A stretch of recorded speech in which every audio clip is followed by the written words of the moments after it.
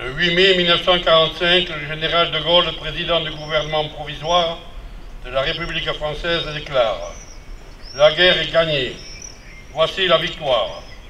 C'est la victoire des Nations Unies, c'est la victoire de la France. » En cette année mémorielle 2024, rendons un hommage appuyé à toutes celles et ceux, Français et alliés, qui ont souffert et donné leur vie pour que notre pays se relève. Comme eux, restons unis pour conserver les valeurs pour lesquelles ils ont souffert et ils se sont sacrifiés. Le 8 mai 1945, l'Allemagne nazie capitulait. Le fracas des armes se taisait en Europe. Car la victoire, aussi heureuse soit-elle, n'efface ni la guerre qui a eu lieu, ni ses ravages et ni ses morts.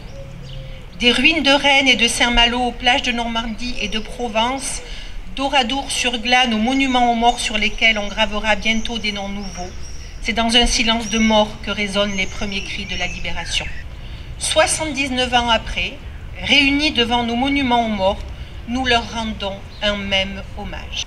Il y a 79 ans, la France et l'Europe avaient perdu leur innocence. Et c'est avec la conscience grave du passé que chacun se mit à imaginer les jours heureux. Avant même la fin de la guerre, de nouveaux défis se faisaient jour. Cette mémoire est notre héritage autant qu'une leçon.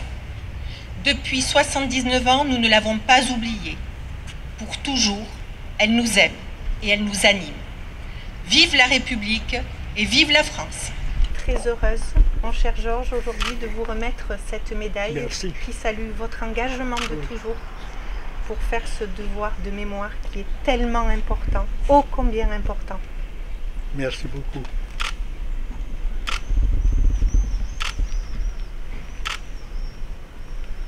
Avec toutes mes sincères félicitations. Merci.